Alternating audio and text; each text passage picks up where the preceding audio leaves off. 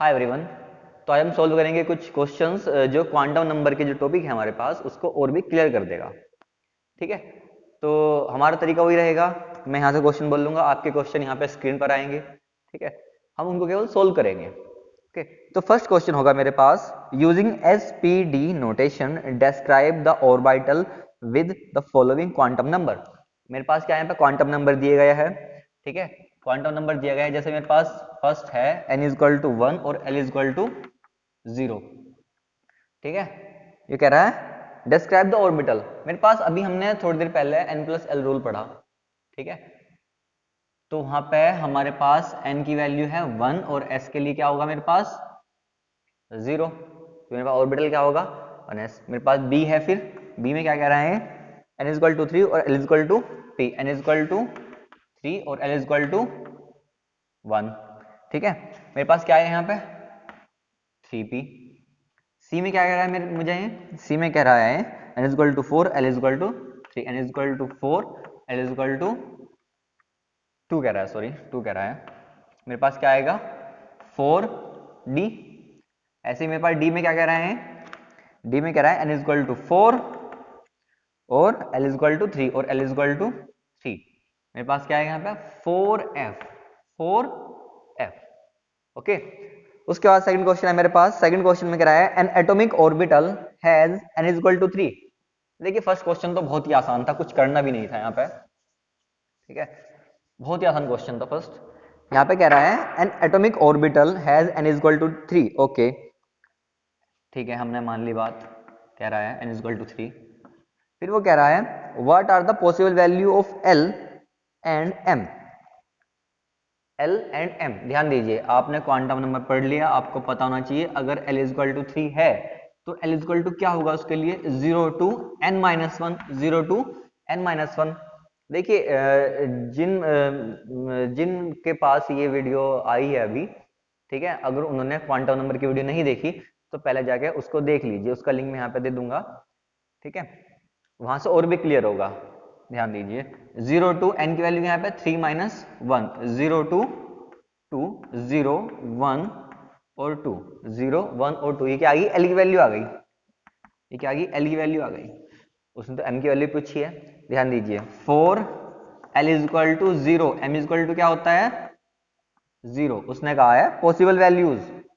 ठीक है, 4 l=1, m= क्या होता है -l to +l या +l to -l। यहाँ पे क्या आएगी -1 to +1, मतलब कि -1, 0 और +1। ठीक है, 4 l=2, m= क्या आएगा -2 to +2, मतलब -l to +l, -2 to +2, मतलब कि -2, -1, 0, +1 और +2। ठीक है, बहुत ही आसान क्वेश्चन था। देखिए मैं आपसे हर बार कहता हूं, अगर आपको कुछ भी डाउट हो आप कमेंट बॉक्स में मुझको बता सकते हो। ठीक है, मैं आपको डाउट क्लियर कर दूंगा वहीं पे। नेक्स्ट क्वेश्चन है मेरे पास, list the quantum number m and l of electron for 3D orbital. बहुत ही आसान क्वेश्चन है, 2 लाइन में होने वाला। मेरे पास कह रहा है 3D ऑर्बिटल। क्वेश्चन नंबर 3 है, ध्यान दो, क्वेश्चन नंबर 3 है। 3D ऑर्बिटल के लिए क्या होगा, n= क्या होगा इसके लिए, n= क्या होगा 3, l= क्या होगा इसके लिए 2। m की वैल्यू पूछ रहा है मुझसे, वो m की वैल्यू बता दो, क्या दिक्कत है हमें बताने में। -2 अभी बताई हमने थोड़ी देर पहले, +2, -2, -1, 0, +1, +2। देखिए जिन बच्चे की समझ नहीं आ रहा है मैं कैसे लिख रहा हूँ, ध्यान दो। मेरे पास यहाँ पे 0 है ना, और यहाँ पे -2 होगा, यहाँ पे -1 होगा, यहाँ पे +1 होगा और +2 होगा। मैं -2 to +2 ऐसे बोल रहा हूँ, यहाँ पे ये भी तो पढ़ रहे हैं ना नंबर, -1 भी है, 0 भी है, +1 भी है। ठीक है, अच्छा एक बात बताओ, मैंने आपसे ये भी कहा था कि टोटल वैल्यू कैसे निकलेगी क्वांटम नंबर में। अगर हमें टोटल वैल्यू पूछ ले, वो पॉसिबल वैल्यू ना पूछ के टोटल वैल्यू पूछ ले, कैसे निकलेगी आपकी 12 + 1 निकल जाएगी। 12 l की वैल्यू कितनी है 2, +1 2 3 4 और 1 5, 1 2 3 4 5, वैल्यू 5 है। बहुत सिंपल है, कुछ नहीं करना। देखिए नेक्स्ट क्वेश्चन है मेरे पास, which of the following orbital are possible, which of the following orbital are possible. बड़ा अच्छा क्वेश्चन है, बहुत ज्यादा इंपॉर्टेंट होगा वो, इतना भी ज्यादा नहीं, ठीक है। देखिए क्वेश्चन को सीखने का प्रयास करो, ऐसा नहीं है हमने कोई क्वेश्चन रट लिया, है ना, सीखने का प्रयास करो। वो कह रहा है विच ऑफ द फॉलोइंग, 4 होगा आपका, which of the following orbital are possible. 1p है हमारे पास, 1p होगा हमारे पास, फिर है मेरे पास 2s, मेरे पास होगा फिर 2p, मेरे पास होगा और 3f। ये एक ऑप्शन के जैसे कर लो, ABCD से, है ना, ABCD जैसा कर लो ऑप्शन। मैं पहला बोल रहा हूँ 1p के बारे में, 1p के बारे में डिस्कस करेंगे हम। देखिए n इक्वल टू 1 हो सकता है क्या? बिल्कुल हो सकता है, लेकिन 0 कभी नहीं हो सकता, ठीक है। n के लिए l की वैल्यू क्या आएगी? n के लिए l की वैल्यू क्या आएगी? 0 टू n माइनस 1, मतलब 1 माइनस 1 0 आएगी, मतलब, ठीक है, 0 आएगी। और यहाँ पे मेरे पास p है, और p के लिए क्या वैल्यू आती है l की? सॉरी 1 आती है, लेकिन यहाँ पे तो मेरे पास n के लिए l की वैल्यू 0 आ रही है, तो मेरे पास क्या 1p पॉसिबल होगा? नहीं, मेरे पास 1p पॉसिबल नहीं होगा। एक बार और देखो इसको, मैं आपसे ये कह रहा हूं,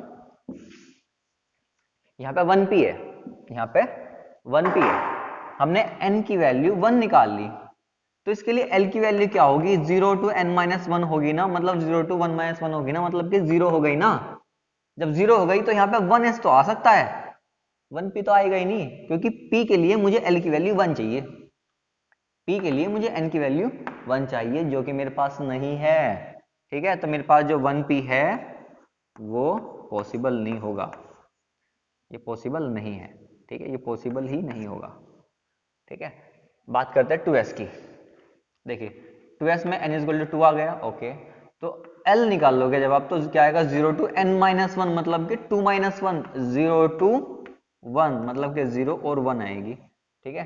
तो यहाँ पे मेरे पास l की वैल्यू 0 भी है और 1 भी है, मतलब मेरे पास यहाँ पे 2p भी पॉसिबल हो सकता है और 2s भी पॉसिबल है। भाई इसके लिए क्या आएगी वैल्यू? ऐसा आएगी ना भाई, जब l की वैल्यू 0 होती है तो सबशेल क्या होती है? s।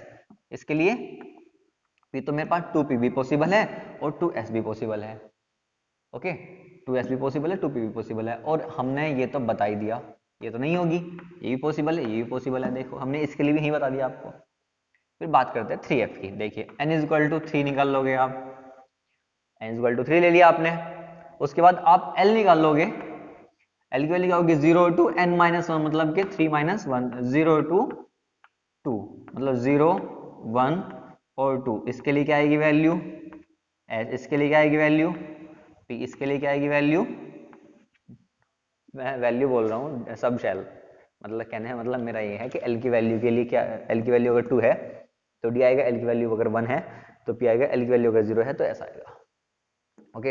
एक बात बताओ, मेरे पास यहाँ पे 3s पॉसिबल है, बिल्कुल पॉसिबल है, 3b पॉसिबल है, बिल्कुल पॉसिबल है, 3d पॉसिबल है, बिल्कुल पॉसिबल है, ठीक है, लेकिन 3f पॉसिबल नहीं है। 3f पॉसिबल जब होता है जब l की वैल्यू 3 आ जाती, अब तो पॉसिबल नहीं है ना, तो मेरे पास 3f भी पॉसिबल नहीं है। मेरे यहाँ पे 2s और 2s और 2p पॉसिबल है और 3f पॉसिबल नहीं है, 1p पॉसिबल नहीं है। देखिए अगर आपसे कोई क्वेश्चन आता है कहीं भी कंपटीशन में या फिर आपके एकेडमिक में जो क्वेश्चन आएंगे, ऐसा नहीं है यही आएगा, आप तरीके देखो, मैं ऐसा नहीं कर रहा कि ये केवल यही क्वेश्चन सिखा रहा, सपोज करो ऑप्शन बदल जाए, वहां पे 3s 3p 3d कुछ इस तरह के भी आ जाए, ठीक है, तो आपको प्रिपेयर रहना चाहिए इस तरीके से, ओके। नेक्स्ट क्वेश्चन है मेरे पास, क्वेश्चन नंबर 5 होगा, how many electron in an atom. ध्यान दीजिए, 1 मिनट का समय ले लो चाहे आप पढ़ने के लिए, ठीक है। How many electron in atom में have the following quantum number. मेरे पास 2 पार्ट में क्वेश्चन है, पार्ट फर्स्ट है ये, n equal to 4, n equal to 4 है, n इक्वल टू 4 है मेरे पास, ठीक है, s इक्वल टू क्या है? Minus half. हम ए पार्ट की बात करेंगे पहले हम ए पार्ट की बात करेंगे, ठीक है। देखिए जब मेरे पास n इक्वल टू 4 होता है तो number of electron, total number of electron in any shell कितने होते हैं 2n स्क्वायर, कितने होते हैं 2n स्क्वायर। यहाँ पे n की वैल्यू कितनी है 4, 16 और 32 आ जाएगा, कितना आ जाएगा 32। ठीक है, एक बात बताओ, वो कह रहा है s इज इक्वल टू -12 है, और जब हम किसी भी ऑर्बिटल में इलेक्ट्रॉन फिल करते हैं तो उनमें से एक इलेक्ट्रॉन की वैल्यू क्या होती है +12, दूसरे इलेक्ट्रॉन की वैल्यू कितनी होती है -12। मेरे पास टोटल इलेक्ट्रॉन कितने हैं 32, मेरे पास ऐसे कितने इलेक्ट्रॉन होंगे जिनकी वैल्यू -12 होगी। आंसर क्या होगा आपका 16। ठीक है, तो only half of them has s is equal to -12। ठीक है, मतलब कि आंसर कितना होगा मेरे पास 16। आंसर क्या होगा मेरे पास 16 आंसर होगा मेरे पास, 16 आंसर होगा, क्योंकि 32 इलेक्ट्रॉन टोटल है। अगर ये कहता है कि +12 भी -12 भी है तो मेरे पास आंसर 32 ही था। ओके, अगर वो कहता है +12 तब भी मेरे पास आंसर 32 ही है। नेक्स्ट क्वेश्चन है मेरे पास, नेक्स्ट है मेरे पास n is equal to 3, n is equal to 3 B part में देखिएगा, n इज इक्वल टू मेरे पास 3 है और मेरे पास l इज इक्वल टू 0 है। मेरे पास यहाँ पे सब शेल कौन सी होगी, ऑर्बिटल कौन सा होगा मेरे पास यहाँ पे 3s होगा, है ना। 3s में टोटल कितने इलेक्ट्रॉन आएंगे, टोटल 2 ही तो आते हैं। मेरे पास आंसर क्या होगा इसका 2 होगा, आंसर क्या होगा मेरे पास 2 आएंगे 3s में इलेक्ट्रॉन। ओके, मेरे पास नेक्स्ट क्वेश्चन है मेरे पास, यहाँ पे ध्यान दो। The possible correct set of quantum number, the possible correct set of quantum number, quantum number for the unpaired electron of chlorine atom. Chlorine atom आपके पास 4 ऑप्शन है, आपके पास इसका बताना है कि इसका सही सेट क्या है। ठीक है, देखिए जो मैंने यहाँ पे लिखे है, आप ध्यान दो, मैंने यहाँ पे ऐसा लिखा कि n की वैल्यू है, l की वैल्यू है, मैंने इस ऑर्डर में लिखे हैं यहाँ पे n, l, m और s। मेंशन नहीं किया हुआ क्वेश्चन में कि ये n की वैल्यू है, l की वैल्यू है, लेकिन मैंने इसी ऑर्डर में लिखे है n, l, m और s, और हम इसी ऑर्डर में क्वांटम नंबर को निकालते भी है। आपने अगर क्वांटम नंबर की वीडियो देखी हो, ठीक है, तो वहां पर आपको पता होगा। ठीक है, तो देखते हैं, क्लोरीन एटम है, सबसे पहले आपको क्लोरीन एटम का, जो क्लोरीन एटम है उसका अनपेड इलेक्ट्रॉन चाहिए। ओके, और उससे पहले आपको आना चाहिए इलेक्ट्रॉनिक कॉन्फ़िगरेशन। उसके लिए हेल्प कौन करता है, ऑबा रूल। देखा आपने कि ये जो है जुड़े हुए हैं एक दूसरे से। ओके, और हमारे पास जो अनपेड इलेक्ट्रॉन है उसका हमें क्वांटम निकालना है। ऑबा रूल आपको आना चाहिए, हुर्स रूल आना चाहिए आपको। सपोज करो मैं आपको सीएल में पूछ लूं कितने इलेक्ट्रॉन, टोटल 17 इलेक्ट्रॉन है, एटॉमिक नंबर 17 इलेक्ट्रॉन होंगे। आपसे मैं पूछ लूं कि जो 10वां इलेक्ट्रॉन है क्लोरीन के अंदर, उसका क्वांटम नंबर निकालिए, उसके क्वांटम नंबर निकालिए। तो उसके लिए आपको हुन रूल के अकॉर्डिंग 10वां इलेक्ट्रॉन पता होना चाहिए कहाँ है वो। ओके, हम बात करेंगे चलो इस बारे में भी। क्लोरीन का क्या होता है 17, क्या निकलेगा इसका electron configuration 1s2, 2s2, 2p6, 3s2, 17 होता है, 2 2 4 6 10 और 2 12 और 3p5। ठीक है, तो अनपेड इलेक्ट्रॉन यहां पड़ेगा, अनपेड इलेक्ट्रॉन यहां पड़ेगा ना, करो जरा। p है यहाँ पे सब शेल, 3 ऑर्बिटल होंगे, 1 2 3 4 और 5। ये वाला इलेक्ट्रॉन है अनपेड, कौन सा इलेक्ट्रॉन, ये वाला। ध्यान दो, वो ये भी कह सकता है कि हाई एनर्जी का इलेक्ट्रॉन, हाई एनर्जी का इलेक्ट्रॉन भी यही है, लास्ट इलेक्ट्रॉन भी यही है, वो यहाँ पे कुछ भी दे सकता था। ठीक है, तो हमें इस वाले के लिए क्वांटम नंबर निकालनी है। ठीक है, इसको अलग लिख लो, 3p के लिए निकालनी है ना हमें, 3n के लिए 3 आएगा, शेल होती है, सिंपल है तो कुछ भी नहीं करना, यही दिया होता है हमें क्वेश्चन में। उसके बाद हमें n के लिए, l के लिए निकालनी, कितनी निकलेगी, l is equal to 0 to n-1। ठीक है, 0 to 3-1, 0 भी आएगी 1 भी आएगी, भाई यहाँ 0 to 2 हो जाएगा ना, 1 भी आएगी 2 भी आएगी। लेकिन हमें इन सब करना क्या है, हमें तो इसके लिए देखनी है केवल, मतलब वैल्यू ये होगी, मतलब वैल्यू ये होगी। और वैसे भी मैंने आपको बताया हुआ है कि अगर l is equal to p, अगर l इज इक्वल टू 0 है, 1 है, 2 है, तो आप यहाँ लिख दिए s p d f, है ना, तो यहाँ p मिल गया मुझको, तो l की वैल्यू क्या होगी 1 ही होगी। ठीक है, इनमें कुछ करना ही नहीं है, एलिजिबल टू क्या होगी आपकी 1 हो गई। ओके, उसके बाद मेरे पास m निकालना होता है। m की वैल्यू क्या होगी? -1 टू +1।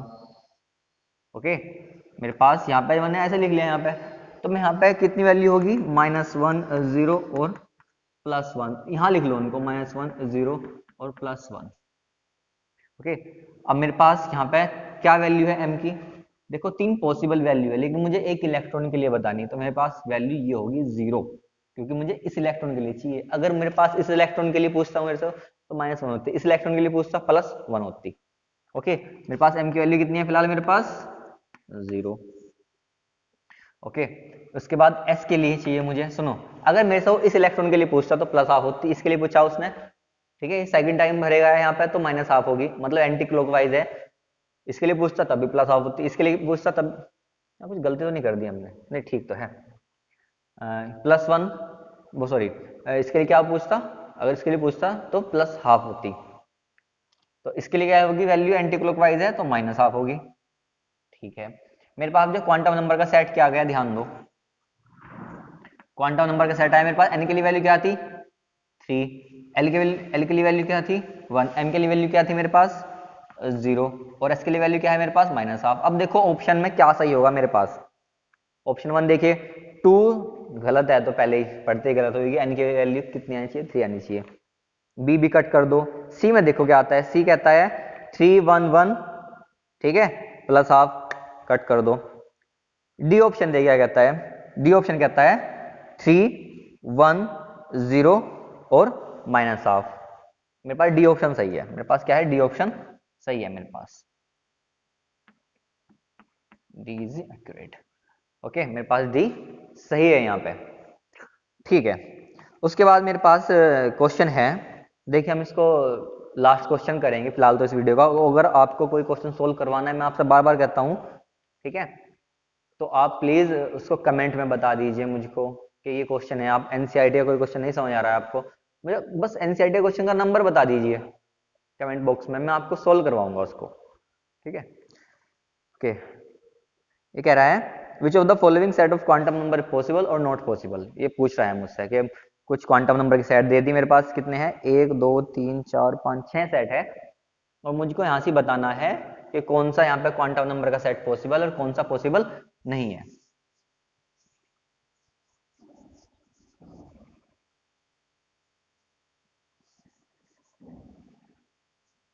ठीक है, कुछ भी नहीं करना। देखिए हाँ जाएगा, ठीक है, मैं यहाँ पे करूँगा। ठीक है, सेट फर्स्ट की बात करते हैं। सेट फर्स्ट की बात करते हैं। सेट फर्स्ट में पहली बात तो मेरे पास n की वैल्यू 0 है। सेट फर्स्ट की अगर हम बात करेंगे तो n की वैल्यू 0, और मैंने आपको बताया हुआ है कि n की वैल्यू 0 हो ही नहीं सकती, कम से कम एक तो जरूर होगी, और यहाँ पे क्या है? 0। तो पहला सेट क्या होगा? Not possible. Not possible. देखिए ये तो होगा ही नहीं। हम सेट सेकंड की बात करते हैं। सेट सेकंड में क्या है मेरे पास? n इजकल टू 1 है, हो सकता है भाई, n इजकल टू 1 हो सकता है, हम यहाँ रफली कर रहे हैं, ठीक है, n इजकल टू 1 हो सकता है। l इजकल टू क्या हो सकता है? 0 to 1 - 1, मतलब n - 1, तो 0 आ जाएगा, हो सकता है, ठीक है, ये भी एक्यूरेट है। m जब l इजकल टू 0 तो m इजकल टू 0 आ जाएगा, ये भी ठीक है। और ध्यान दीजिए, अगर इसमें एंटी क्लॉकवाइज इलेक्ट्रॉन है तो -1/2 आएगा, क्लॉकवाइज है तो +1/2 आएगा। यानी मतलब मेरे पास ये भी ठीक है, ये भी ठीक है, पॉसिबल है मेरे पास सेकंड सेट भी। ओके, फिर मेरे पास यहाँ पे थर्ड सेट की बारी करते हैं हम। थर्ड सेट की बात करते हैं। थर्ड सेट में क्या आता है आपका? n इजकल टू 1 हो सकता है। ध्यान दीजिए, n इजकल टू 1 हो सकता है, लेकिन जब n इजकल टू 1 होगा तो l इजकल टू 1 नहीं होगा, तो हम इसको भी ध्यान देते हैं, ये भी पॉसिबल नहीं है। क्या होगा? Not possible. क्या होगा? Not possible. क्रॉस। ओके, दूसरा हम करते हैं यहाँ पे n is equal to 2। Okay, fourth n is equal to 2 हो सकता है। जब n इजकल टू 2 है तो l इजकल टू क्या हो सकता है? 2 - 1, मतलब 0 हो सकता है, 1 हो सकता है। और यहाँ पे l इजकल टू देखिए फोर्थ सेट में है, फोर्थ सेट में है, ठीक है। और जब यहाँ पे l इजकल टू 0 होगा ये वाला, तो m की वैल्यू भी 0 होगी। और जब l की वैल्यू यहाँ पे 1 होगी तो m की वैल्यू क्या होगी? यहाँ पे +1 होगी, -1 होगी और 0 भी होगी। मेरे पास ये भी ठीक है, तो ये भी पॉसिबल है। देखिए इसी तरीके से आप जो होंगे, जो बाकी के 2 सेट होंगे वो भी करेंगे, कौन सा पॉसिबल है कौन सा नॉट पॉसिबल है। नहीं हुआ तो आप कोई बात मुझको बताएंगे। ठीक है, एक क्वेश्चन और है गया। ठीक, अच्छा क्वेश्चन है, वो पूछ लेता है कभी कभी। ठीक है, क्वेश्चन में कुछ नहीं है, जस्ट कुछ भी नहीं है क्वेश्चन में। ये देखो, ये पहले वाला क्वेश्चन है, आपको बस 2 सेट दिए गए हैं, एज अ होमवर्क मान के चलना आपको। ठीक है, और नहीं होगा तो मैं तो हुई। How many subshell associated with n is equal to 4? How many subshell associated with n is equal to 4? n is equal to 4 है, वो कह रहा है इसके साथ कितनी सबशेल होंगी। कुछ नहीं करना, देखो जब n is equal to 4 होता है, जब n is equal to 4 होता है तो l is equal to क्या होते हैं मेरे पास, 0 to 4 minus 1, n minus 1 होता है, तो 0 1 2 और 3। क्या आंसर है मेरे पास, मेरे पास कितनी सेल, कितनी सब सेल एसोसिएटेड है, कितनी सेल है इसके साथ, 4 सेल है मेरे पास। आंसर क्या होगा, 4 सेल होगा। कौन कौन सी होंगी, एस बी होंगी, पी बी होगी, डी बी होगी और एफ बी होगी, है ना। इस तरीके से कौन कौन सी है पूछ ले, वो देख ले, ऑप्शन दे दे आपको। और ऐसा भी पूछ ले कौन सी नहीं है ना। तो कौन सी होगी, 4 SB होगी मेरे पास, जोन सी होगी, जो होगी मैं वो लिख रहा हूं यहाँ पे। 4 PB होगी, 4 DB होगी और 4 FB होगी। ठीक है, आप भी कर सकते हो यहाँ पे। देखिए इस वीडियो में भी इतना ही रखते हैं आज। ठीक है, आपको जैसे मैं कहता हूँ हर बार, अगर आपको वीडियो अच्छी लगती है तो आप शेयर कर सकते हो अपने फ्रेंड्स के साथ। ठीक है, लाइक कर दोगे, और उस चैनल पर अगर आप नए हो तो प्लीज़ सब्सक्राइब कर दीजिए। ठीक है, इतना ही रखते हैं इस वीडियो में आज।